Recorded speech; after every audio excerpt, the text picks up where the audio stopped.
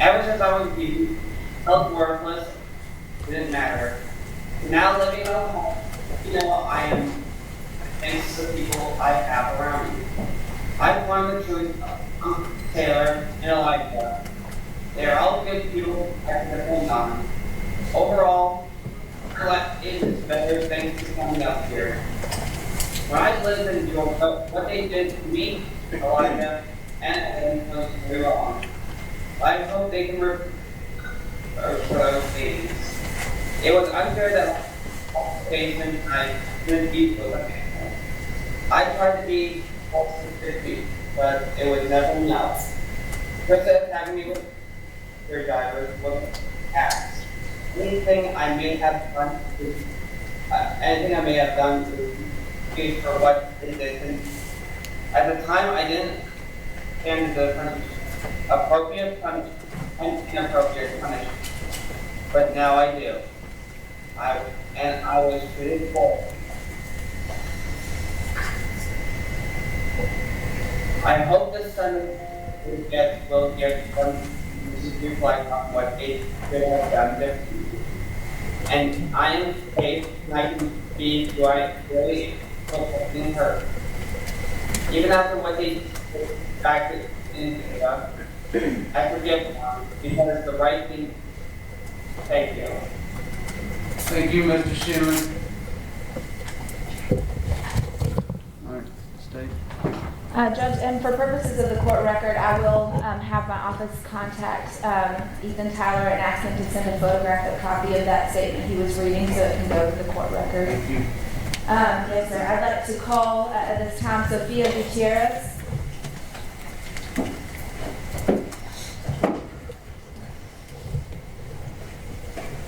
If you'll come around.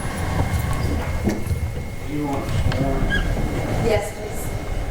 Ms. Gutierrez, if you'll come around, you would stand. As you come around, and raise your right hand.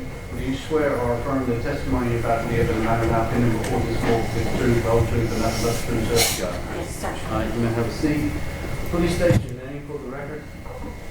Sophia Gutierrez, Will you spell your last name, Ms. Gutierrez? Gutierrez. Thank you. Ms. Gutierrez, what do you do for a living?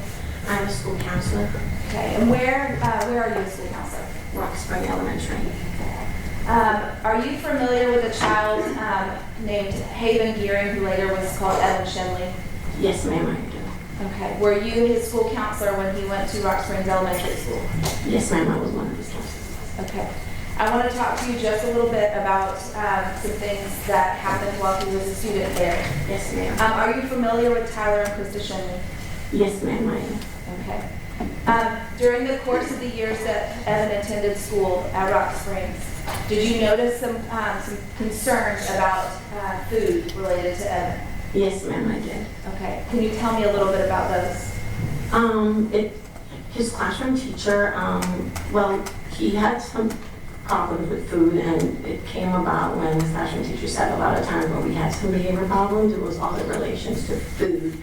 And we got concerned about the amount of food that was in his lunchbox. Okay, tell me about the amount of food that would come to school in his lunchbox with him. So, by memory, he used to come with like almonds in a Tupperware container that was like a salad dressing. Tupperware containers, and there were the ones for salad dressing. He would have like almonds in that. Sometimes some celery stick, hummus, but it was always a small containers. Okay. And after Evan would eat, did he ever seem satisfied? He was never satisfied. Okay. Did you address, you and other members of the staff, did you address Evan's hunger with his parents? Yes, we did. Okay.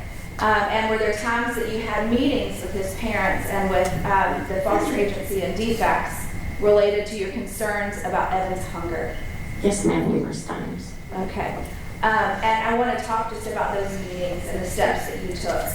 Yes, well, Ms. Gutierrez, how long have you been a school counselor? since 2016. It was like 8 years. Okay. And have you dealt with children who came from backgrounds of food insecurity or not having available food?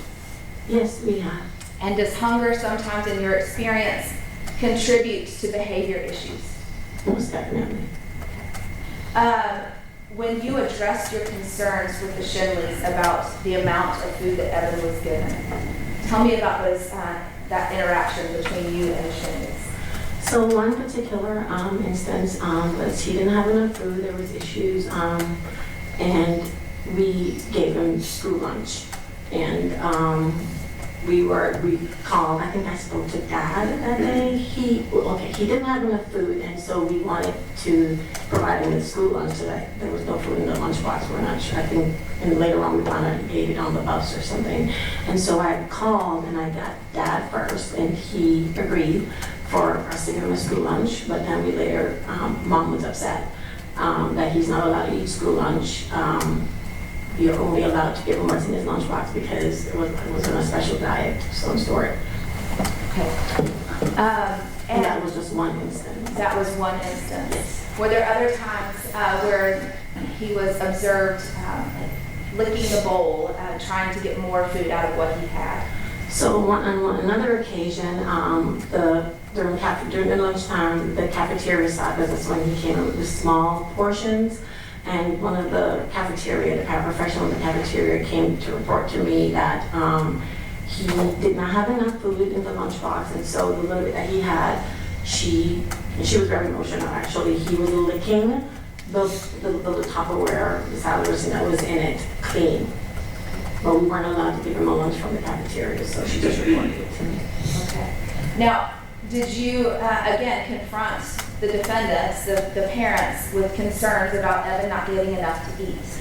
Yes, we did, and it got to the point where I reached out to the caseworkers about it. Okay, so you actually reported to DFACS that you had Yes. concerns about this? Yes. At the time that this was going on, was Evan in foster care with the defendants? Yes. Okay, so he had not yet been adopted, is that correct? No. Okay. Did you express concerns about his adoption to DFACS? Yes, numerous times. And besides food, what were those concerns that you had for Evan and his relationship with his, at the time, foster parents, Krista and Tyler Schindley? So on one occasion, we had a meeting, IEP meeting, and during that meeting, it was a lot was going on, and during that meeting, Ms. Schindley expressed that everyone was being forced on her. She only wanted,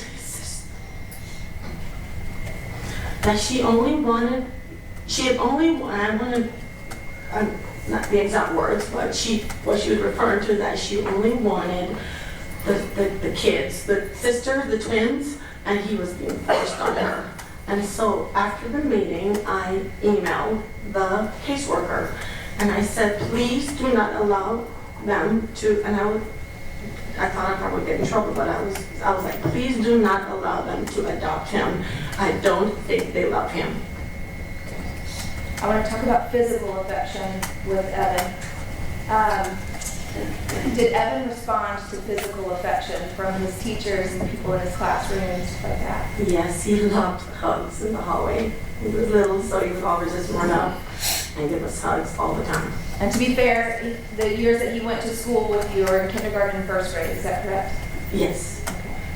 Okay. Were you ever given instructions by the Schindleys related to physical affection with Evan?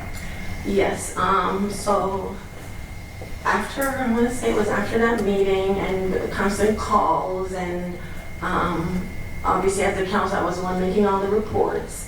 I think it got to the point where I think something was said about I was interfering with the adoption process, because I would constantly reach out to the adoption agency or to the caseworker that was over the case at the time. And in one of the instances, I think it was one of our meetings, Ms. Schindley said that we were giving him too much affection at school, and so he had none left to give him when he got home. And so I was told by our school personnel or administrator that I was not allowed to interact with him anymore. So our other counselor had to, like, if there was any kind of meeting or any talk between the parent and that, or the counselor had to be the one to deal with it because she reported me to the district office. Okay, and were you and the other members of the staff at Rock Springs given strict instructions about physical affection? Yes, we were not allowed to give him any kind of affection, so there were times when it was just very obvious. I saw him in the hallway and I couldn't hide, so I would still give him a side hug, and there were times when I would hide from him when I see him, so I would not be telling no. Nothing further? Any questions, Mr. Carlisle? Just briefly, Judge. Yes. Good afternoon, Mr. Gutierrez. Yes, sir. You made 2 reports to defects about your concerns with the Schindleys, correct?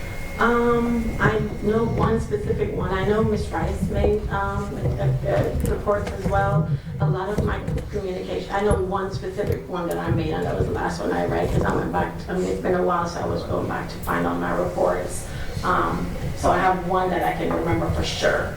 Okay, but do you know there were 2 investigations done by defects? Do you know that? What do you mean by investigations? They did 2 investigations based on your On report, yes, okay, yes. right from the school. And both of those investigations came back unsubstantiated, correct? Usually we don't get all the information as to what happened. I just know that when I made it, and a lot of the communication was through email because we had a caseworker for him or wherever he came from before he came to Henry County. And so a lot of my communication was through her. But yes, we did get a lot of pushback from defects. All right, thank you. That's all I have. Step down. Sorry, next witness. State would call Kaylin Carter.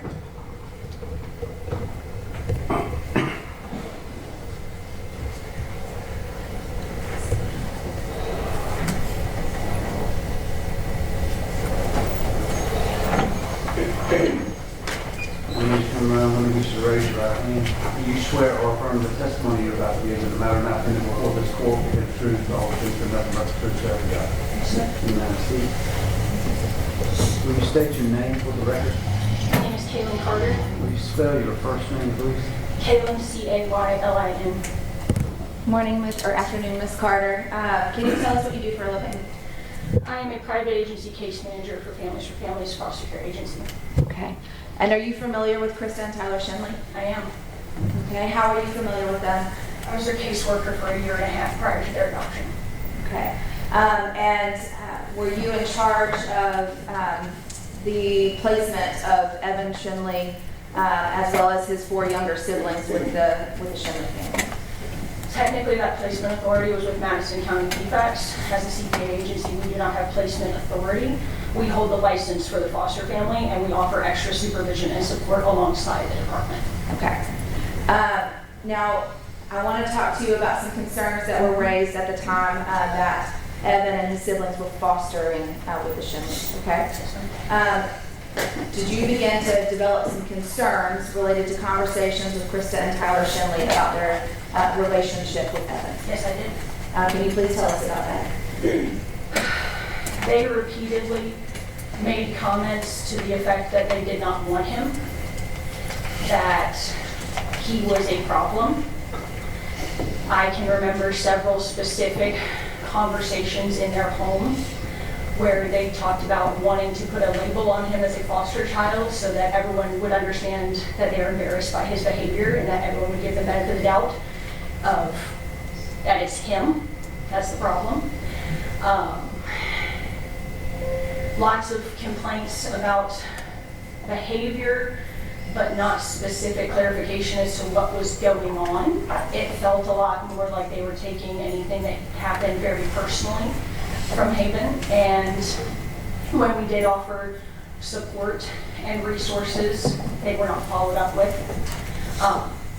sufficiently, in my opinion. I spoke to multiple supervisors with my agency as well as our agency CEO to intervene and have discussions with the Schindleys about that attitude that they had towards Haven, because I was very concerned about the comments that they were making. Okay. And ultimately, what did your agency do related to the Schindley family? We recommended against the adoption to the state. Okay. And did you drop them as a foster family? We did. Family? They had the option of, we would not follow through with the adoption. My agency did not condone it, and so they left our agency and finalized the adoption to DFACS.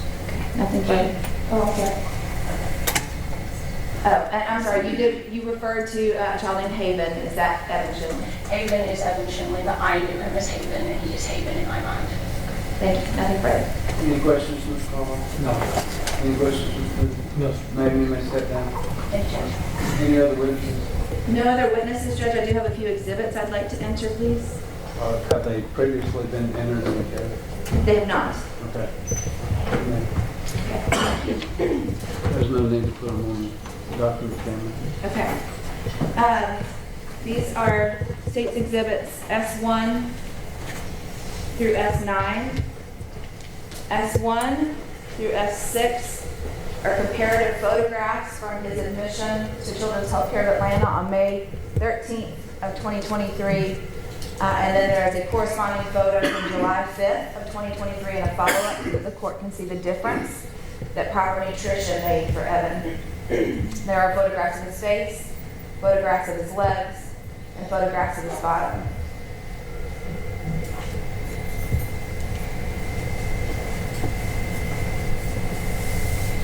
State's position is that these photographs show the physical ramifications of the defendant's actions.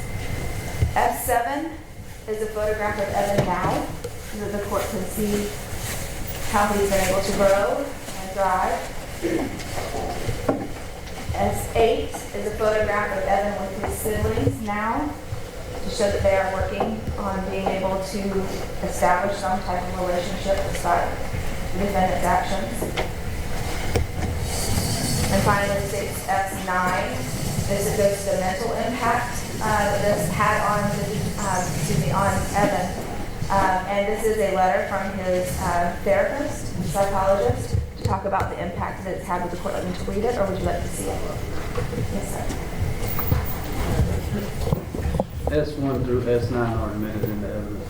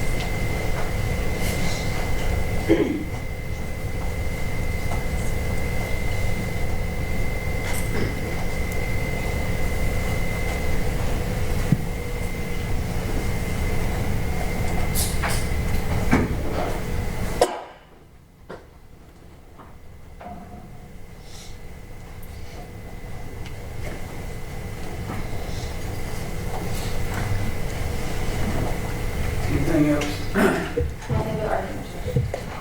Mr. Crawford, do you have any evidence in mitigation? Just All right, you may argue.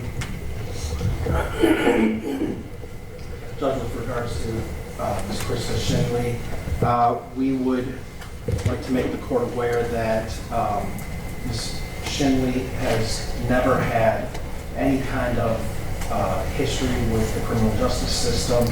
I don't believe she's ever even had a ticket in her life, but she was an active member of the community. She was an active member of the church. Since she's been arrested, she's been actively ministering to the other inmates in the jail. She's never been a problem. Judge, we would respectfully just ask for you to accept the plea. She doesn't want to make a statement at the appropriate time, Judge. So No, time.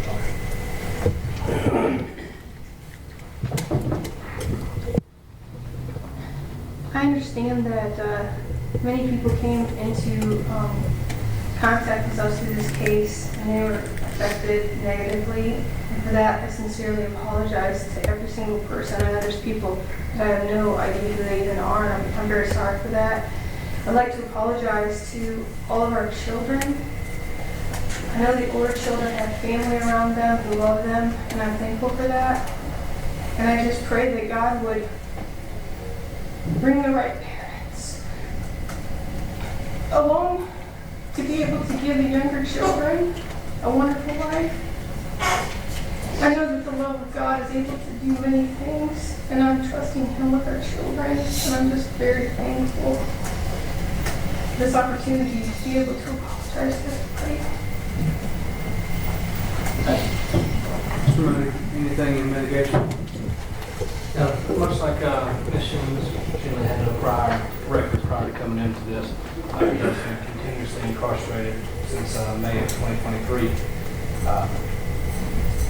And this is a very tough and trying case. I mean, throughout all of this, there's not been anything that's easy about this case. As the court's even seen through the process of jury selection and just the one day of testimony. This was a soul crusher, so to speak. But with this plea, I'd ask the court to take into consideration that the Schindleys have essentially eliminated the necessity for the children testifying to go through any sort of cross-examination or other hardship. Also, that then essentially now taking what would have been 2 weeks of trial down to just a week on this, and they have come forward and accepted responsibility in this case. So I'd ask the court to take note of that. Mr. Schindley, I believe, did want to make a statement. So, Ms. Schindley, please rise.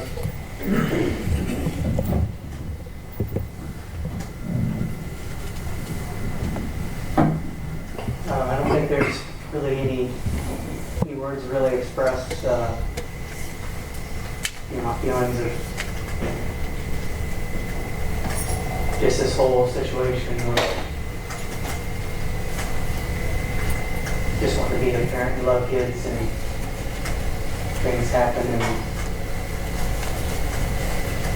sometimes you wish you could turn back time and make different things change, But I'm very thankful that, granted, I didn't get to see the images, and I'm glad that Evan got the help that he needed to. You don't deserve to see the images. I didn't. I'm just glad that he got the help that he needed, and I pray that they all get in the homes that they need to be in, and I definitely apologize for all my family and friends and everybody I've ever associated with that they've had to go through this, and all the people that I don't even know that's been affected by this. So just my apologies, and just continue to pass the grace. Argument from the state. Your Honor, I've been a prosecutor nearly 18 years, the majority of that prosecuting crimes against children, and never have I seen a case that showed the depths of human depravity like this one. The depths of torture that Evan Schindley lived through for years at these two hands is truly terrible. Our Constitution does not allow us to do the types of things to them that they chose to do on a child. When they go to the Department of Corrections, they will have rights. They will have access to dental care and hygiene. They will have access to toilet paper and running water. They will have access to food and medical care. Their every need will be met. And that was their job for Evan. When he was placed with them, he was only 5 years old. By the time he was 10, he weighed 37 pounds because they systematically took everything from him. They took food, they took his health. He went from being the 75th to 90th percentile in weight to 0.01 percentile by the time they were finished with him. This jury would have heard that. This jury would have heard from the dentist that had to extract his teeth. This jury would have heard from the endocrinologist that treated him that the only thing that made him look the way that he looked was malnutrition. There was not a thing wrong with his body other than the fact that it was starved. He was starved with food. He was starved with basic necessities. Most distressing, he was starved of his humanity. Because they constantly told him he was disgusting. They fed him rotten food and encouraged the other children to laugh at him. They told the other children that he was gross and not to spend time with him. They encouraged the other children to call him names. They called him names. Dipshit, worthless, disgusting. That is what Evan Schindley lived with. In that barren room that the court saw, with the door locked from the outside. I know that the court cannot, in any means, do justice for what Evan Schindley lives through. It's not in our authority, and it is not here on this worldly plane.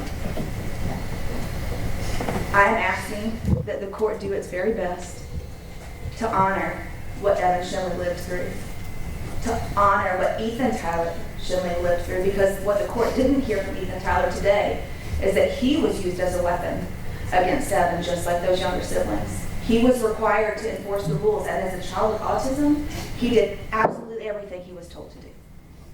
The time that he was cut with a knife, and he didn't tell the court this, was because he took a popsicle. Everything in that house centered around control, centered around absolute obedience to the word of law. Well, the word of law does reign, and it reigns here in this courtroom, and it reigns from that bench. I'm asking you, speak it. Speak the word of law. Nothing else. Thank you. Mr. Ms. Schindley, I've been an attorney for over 20 years. Much of that time I was a prosecutor. I've seen people do heinous things to each other. I've seen people with their head almost cut off. I've seen murders. I've seen child molestation. I've seen child pornography. I've even prosecuted a child death where the child was tortured. But as I sat here yesterday, I thought to myself, I've never seen human beings do what you two did to another human being.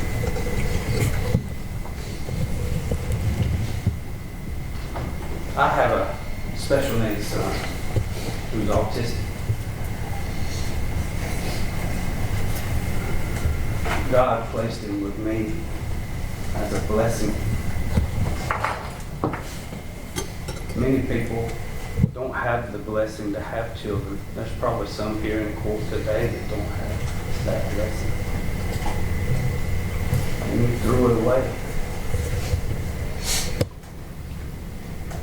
When Evan ran away from your residence, Miss Schindley, and you were stopped by the police, you never even asked, is Evan okay?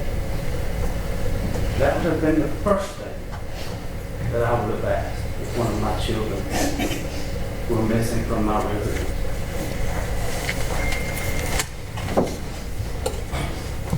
And to sit here and listen to testimony where your adopted son, your son, was so hungry that when he was given food at the hospital and crumbs dropped into his napkin, he was so scared that that napkin full of crumbs was going to be taken away.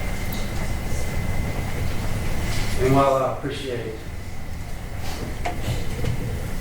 you not putting your children through this process and making them testify, you sure shown a hell of a time to show mercy on them. When I became an attorney, like Ms. Leonard said, where you took an oath to uphold the Constitution of the United States and the Constitution of the State of Georgia. Under the Eighth Amendment, I'm not allowed to impose a sentence that is cruel and unusual. I'm bound by that oath, and I'm bound by the Constitution. You better be glad that I am. Or otherwise I would impose a sentence, much like the one you imposed on Kevin. But that's beyond my authority. I'm taking into account the fact that you did not put your children through this process. I'm also taking into account that you have chosen to accept responsibility in day 2 of this trial, or day 2 of testimony in this trial. Had this case gone further, you would likely be receiving a sentence much higher than what you are about to receive. With that being said, please rise.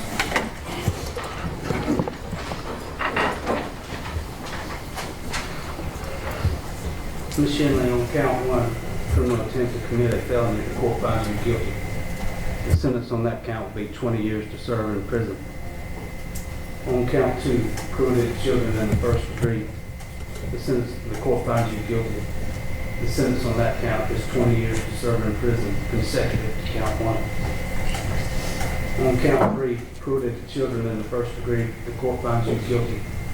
The sentence on that count will be 20 years probation, consecutive to counts 1 and 2. You will have the following general conditions of probation. Do not violate the criminal laws of any government unit. Avoid injurious or vicious habits. Avoid personal places of disreputable or harmful character. Report to the probation officer as directed and permit such officer to visit your home or elsewhere. Work faithfully at suitable employment insofar as may be possible. Do not change your present place of abode, move outside the jurisdiction of the court, or leave the state for any period of time without prior permission of the probation officer. Support your legal dependents to the best of your ability. You'll have a Fourth Amendment waiver. You'll submit to a search of your person, residence, papers, vehicle, and/or effects at any time, day or night, with or without a search warrant, whenever requested to do so by a probation officer or other law enforcement officer, upon reasonable cause to believe that you are in violation of your probation, otherwise acting in violation of the law. You shall specifically consent to the use of anything seized as evidence in any judicial proceeding. You will have absolutely no contact with the victims and witnesses in this case, including your own children. You will sign a records release which will allow the probation office to have access to all your medical, clinical, treatment, and work records. As part of this probation, you are banished from the Griffin Judicial Circuit, which includes Upton, Pike, Spalding, and Fayette counties. You will provide a DNA sample. This is an offense against a minor. You will have no contact with minors and not be allowed to be around where minors congregate. You will avoid alcohol and drug use, and you shall not possess firearms. On count 4, aggravated battery, the court finds you guilty. The sentence on that count will be 20 years to serve, concurrent to counts 1 and 2. On count 5, cruelty to children in the first degree, the court finds you guilty. The sentence on that count is 20 years to serve, concurrent to counts 1, 2, and 4. On count 6, cruelty to children in the first degree, the court finds you guilty.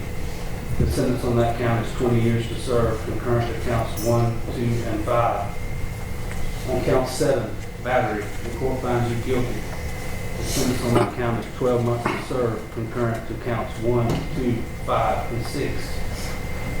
On count 8, false imprisonment, the court finds you guilty.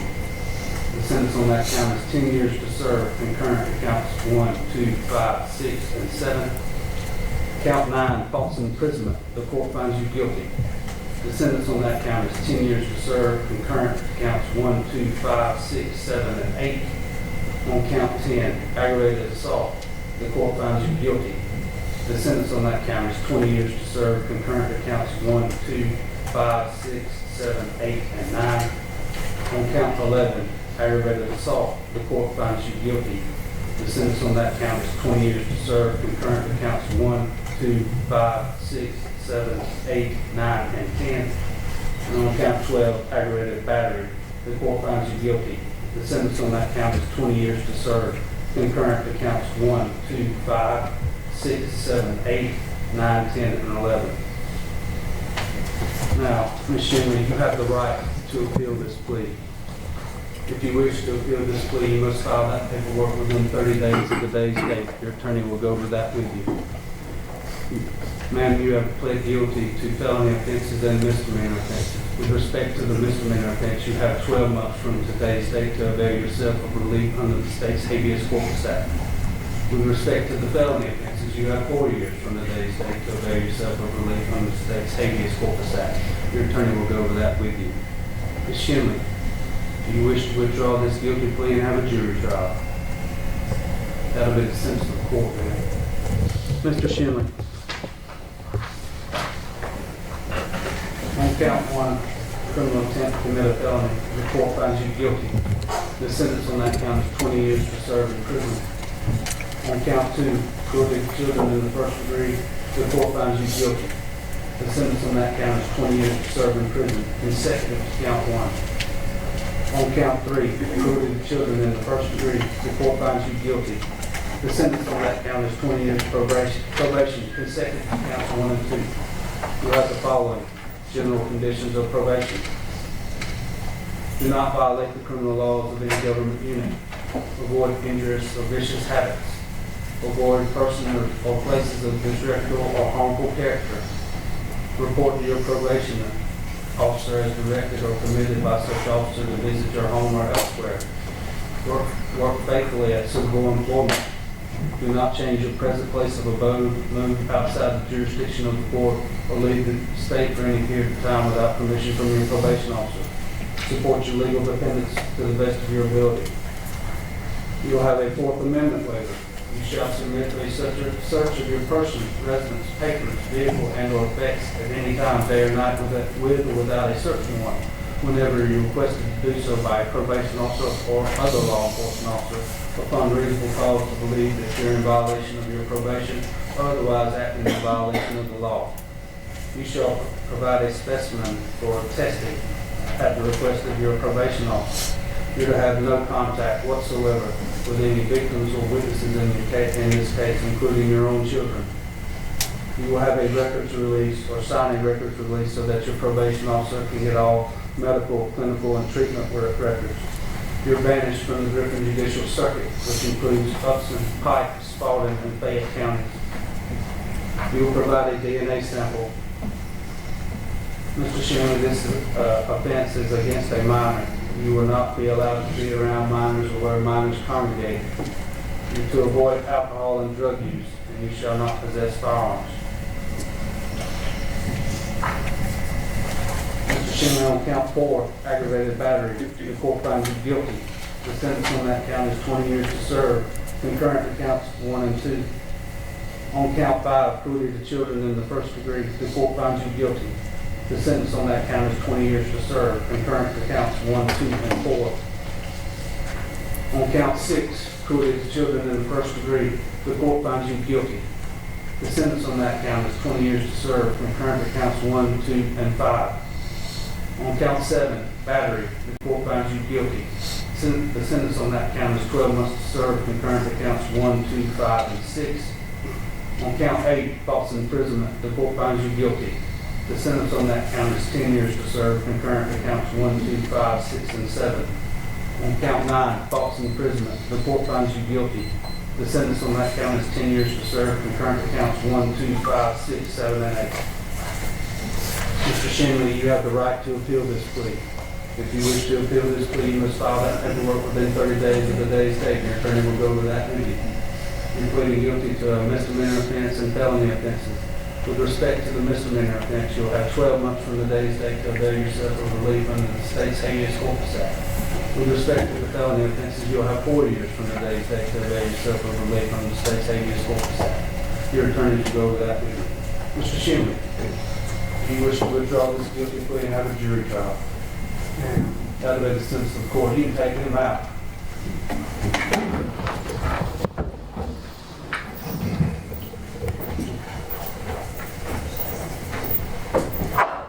Anything else we need to take up from the state before I bring this jury in and release them? Anything from the defense? No.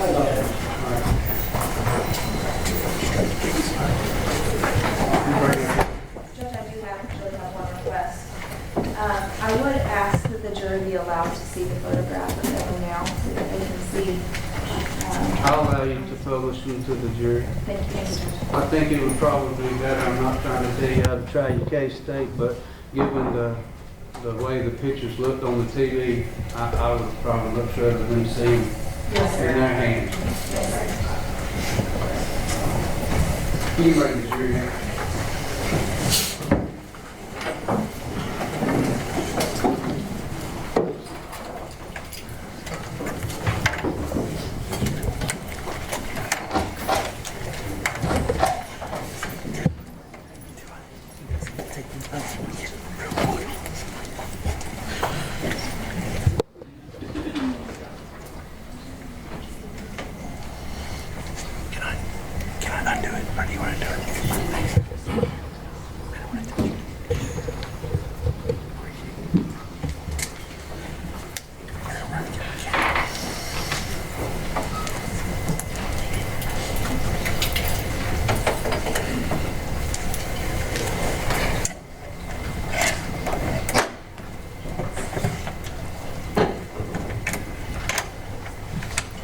All right, you may be seated.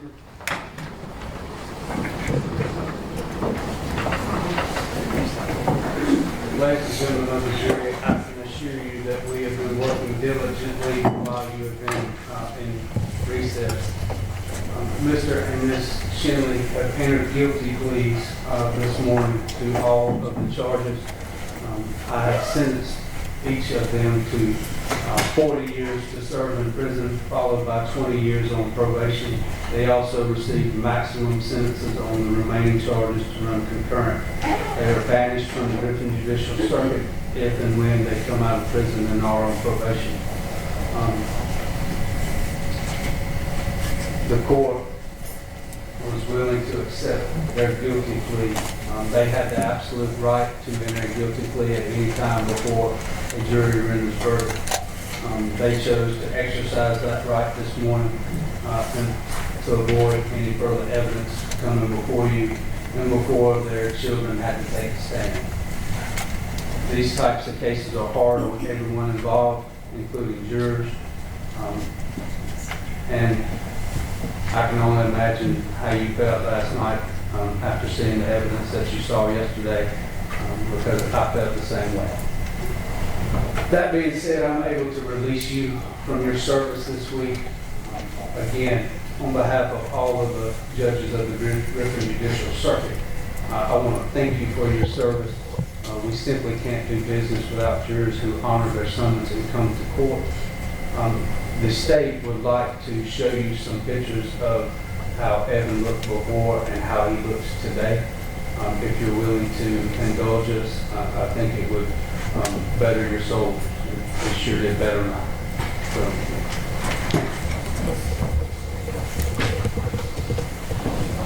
Thank you.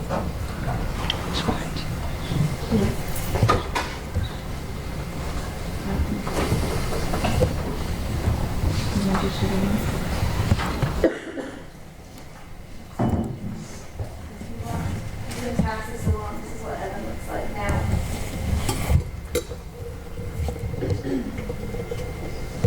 This is what he looked like on May 13th, 2023, so you can compare that.